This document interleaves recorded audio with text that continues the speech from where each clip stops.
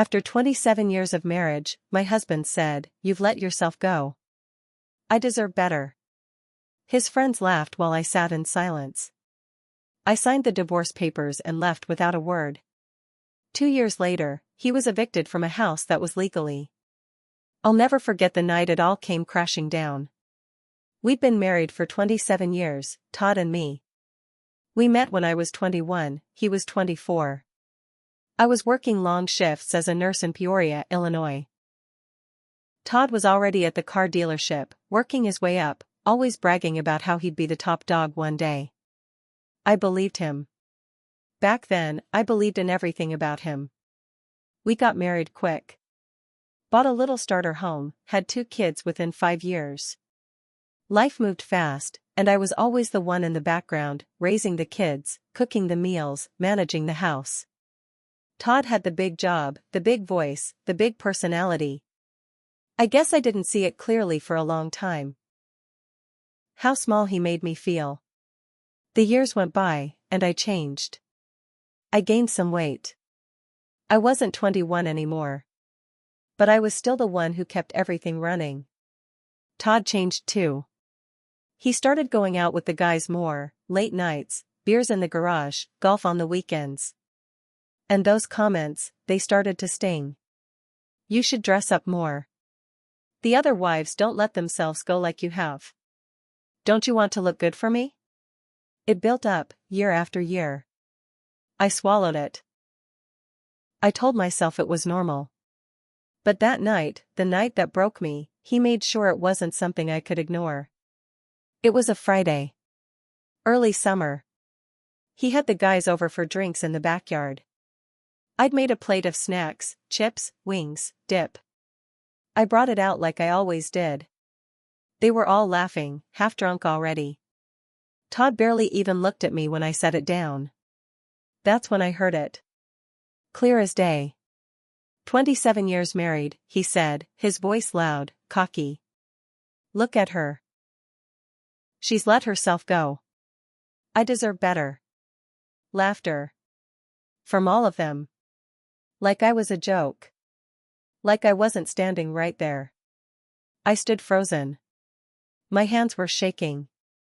My stomach dropped, like I'd been punched. I looked at Todd, really looked at him, and he didn't even flinch. He didn't apologize. He didn't seem embarrassed. He just smirked, like it was all a big game. I didn't say a word. I turned around, walked back inside, and closed the door behind me. I sat in the dark kitchen, listening to them laugh, while I stared at the wall. Something inside me shifted that night. A line had been crossed, and I knew I couldn't go back. The next morning, I was up early. I packed a bag, took a walk around the neighborhood, and thought about everything. 27 years of marriage, of being the good wife, of putting him and the kids first, of swallowing his little digs and letting him have the spotlight. And for what? So I could be the punchline to his stupid jokes in front of his friends? I couldn't do it anymore.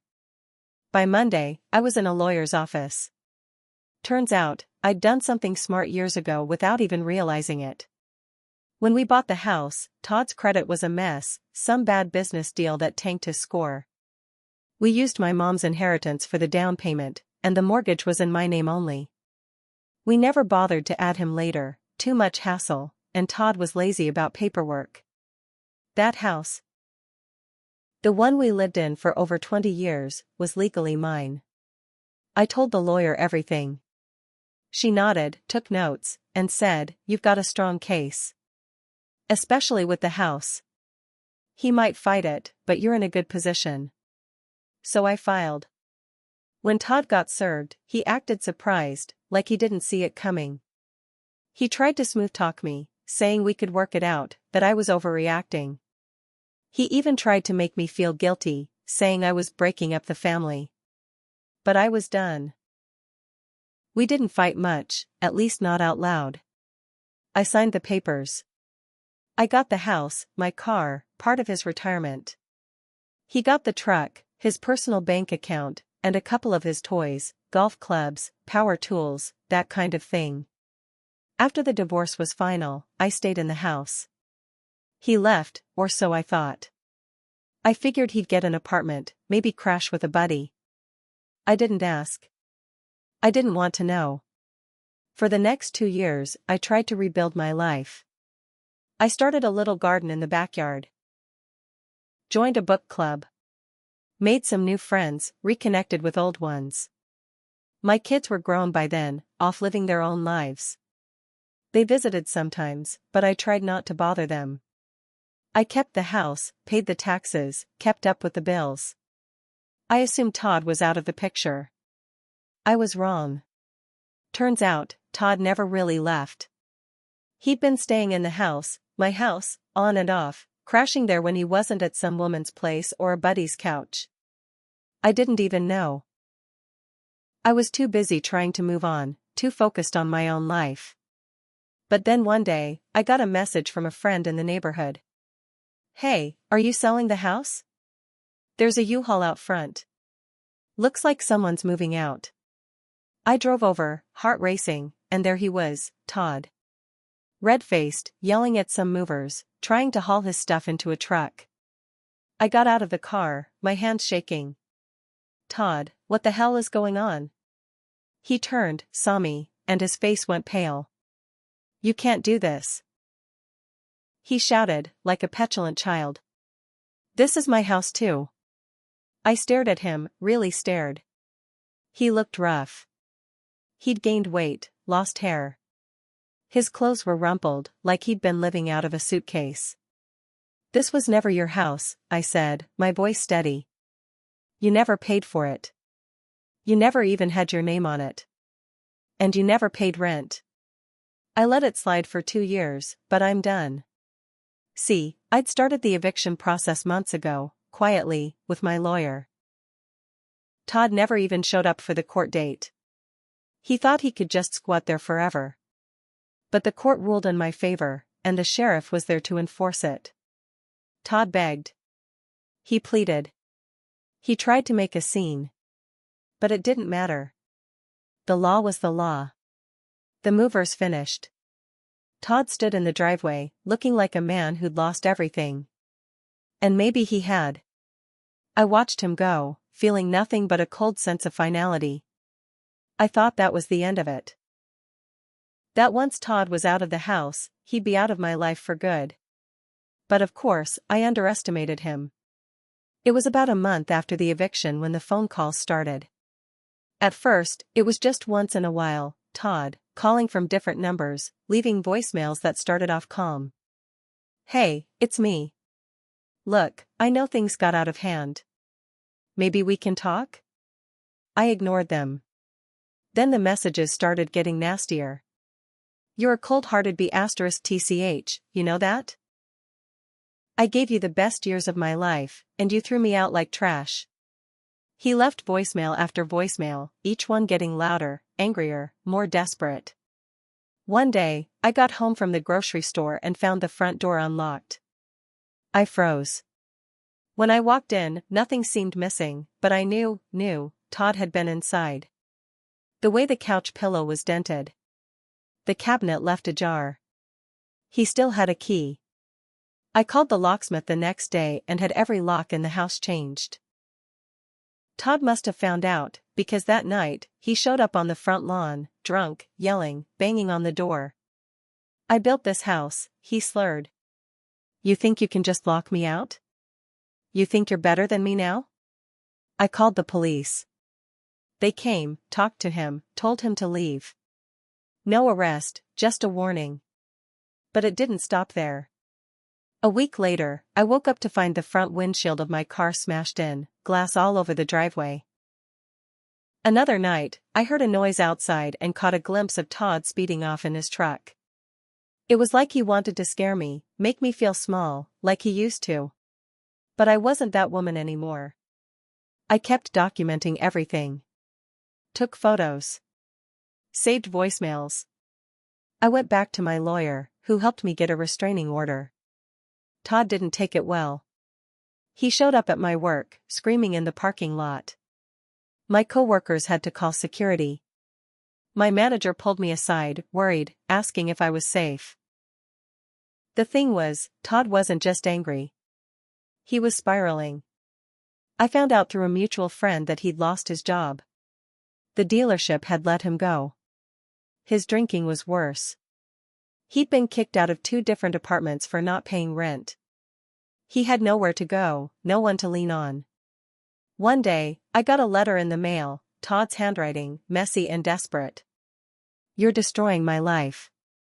You think you're better than me? I'll make sure you regret this." I felt a chill reading it, but I kept it. Added it to the file with the lawyer.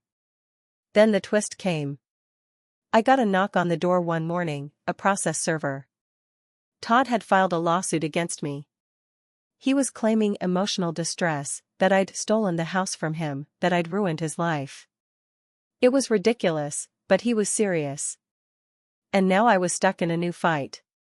I sat there staring at the lawsuit papers, my hands shaking, heart pounding in my chest. Todd had actually done it. He was suing me. His claims were absurd. Emotional distress, loss of property, mental anguish. He even claimed I'd tricked him into signing the divorce papers, that I'd unfairly enriched myself by keeping the house. It was pure desperation. But the worst part? He had a lawyer. I remember pacing the kitchen that night, phone in hand, flipping through the papers over and over. I felt sick. It wasn't just the lawsuit, it was the audacity. Todd had lost everything because of his own choices, and now he was trying to drag me down with him. I called my lawyer the next morning, and she wasn't surprised. "He's grasping at straws," she said. "We'll respond, but you need to be ready for a fight. He's angry and looking for any way to stay in control." And he was angry. Over the next few weeks, Todd kept showing up, sitting in his truck down the street, watching the house. Sometimes he'd park across the street at night, lights off, engine running. I started keeping the curtains drawn, lights on, doors locked. It felt like he was waiting for something, like he was biding his time. The lawsuit dragged on. Todd's lawyer sent demands for documents, bank records, text messages, emails. They even wanted my medical records, trying to argue I had some mental health issue that made me unfit to handle the house and finances. It was humiliating. Every detail of my life laid out on paper. But I didn't back down. I showed up to every hearing. I sat in the courtroom, head high, while Todd tried to spin his lies. His lawyer argued Todd had invested years into building a home and that I had unjustly enriched myself by keeping the house after the divorce. They claimed Todd's mental state had suffered because of my sudden and cruel actions. I could barely believe it. I wanted to stand up and scream, "What about the years I spent raising our kids, cleaning up after you, cooking your meals, running the house while you were out drinking with your buddies? What about the nights you mocked me in front of your friends, made me feel like nothing?" But I didn't. I let my lawyer handle it. Then Todd tried to get my kids involved. He called them, both of them. Left voicemails, asking them to support their father, to do the right thing and testify that the house was his too. They didn't bite. They told me about the calls, said they wanted nothing to do with his mess. But it still hurt. The fact that he'd go that far. And then, just when I thought it couldn't get worse, one night I came home to find the back door wide open. Lights on. Drawers pulled open. It was like a nightmare. I called the police, hands shaking, barely able to get the words out. They came, did a sweep, said there were no signs of forced entry. I told them about Todd, about the restraining order, the threats. They took a report, but there wasn't much they could do. I knew it was him. And I knew this wasn't over. It all came to a head about 3 months after Todd filed that lawsuit. By then, I was exhausted, physically, mentally, emotionally. The constant stress, the fear of what Todd might do next, the court battles, the sleepless nights. I felt like I was living in a pressure cooker. But I wasn't the only one falling apart. Todd had started showing up to court hearings disheveled, wearing the same wrinkled shirt, dark circles under his eyes. His lawyer looked fed up, like he was tired of dealing with Todd's nonsense. And then one day, everything cracked wide open. We were in court for a hearing. Todd was trying to push for an emergency motion to block the eviction record from his credit. His lawyer was making some long-winded argument when the judge cut him off. "Mr. Reynolds," the judge said, looking straight at Todd, "do you understand that you're under oath? That lying to this court is a serious offense?" Todd looked caught off guard. I'm not lying." The judge sighed. "Because we received evidence this morning that directly contradicts your previous statements." And then, boom. My lawyer stood up, holding a thick folder. "I have the bank statements, Your Honor." Todd Reynolds took out a second mortgage on the house, my house, without my client's knowledge, forged her signature, and defaulted on the loan. That's why he was evicted. Not because of my client's actions, but because of his own fraud. The courtroom went silent. Todd's face turned bright red. He stammered, tried to interrupt, but the judge wasn't having it. "Mr. Reynolds," the judge said, voice firm, "you forged a legal document. That is a felony. You also failed to disclose this information in your lawsuit. At this time, I am dismissing your case with prejudice." My breath caught in my throat. It was over. But it wasn't done yet. The judge ordered an immediate investigation. Todd's actions triggered a criminal case. Within weeks, he was arrested, charged with fraud, forgery, and perjury. The best part? That second mortgage he took out? The bank came after him hard. Since he'd forged my signature, they sued him for the full amount. He owed over $80,000, and he had no way to pay it back. Todd lost everything. His truck got repossessed. His bank accounts got frozen. The state came after him for unpaid taxes. And then, like the cherry on top, his old dealership sued him too, for embezzlement. Turns out he'd been skimming money from the sales department for years, and they had the proof. Todd went to jail. But here's the part one didn't see coming. A few months after his conviction, I got a call from my lawyer. She sounded hesitant. "There's something you need to know," she said. Apparently, because my name was still technically tied to the house when Todd took out that second mortgage, the bank tried to argue that I was partially liable for the debt. I spent weeks fighting it, poring over documents, showing the forged signature, proving I had no knowledge of the loan. It was a nightmare all over again. But in the end, the bank backed down. They couldn't prove I'd ever signed anything. They dropped the claim against me entirely. It was over, really over this time. Todd spent 3 years in prison. When he got out, he had nothing. No job, no car, no savings. He lived in a rundown motel, scraping by on whatever he could make doing odd jobs. As for me? I sold the house. Got a fresh start in a smaller place, nothing fancy, but it was mine, clean and quiet. I started volunteering at the local animal shelter, took up yoga, and finally, felt like I could breathe again. But I'll tell you this, every time I see a car parked too long outside my house, I still check. Every time the phone rings with an unknown number, I pause. Because I know what it's like when someone you trust turns into someone you fear. And I'll never forget the lesson Todd taught me. You can give someone 27 years of your life, your time, your love, your loyalty, and they can still throw it all away the moment it suits them. But in the end, when the lies catch up, when the mask comes off, and the truth is laid bare, they are the ones left standing in the wreckage. Not you. Not me. Never again.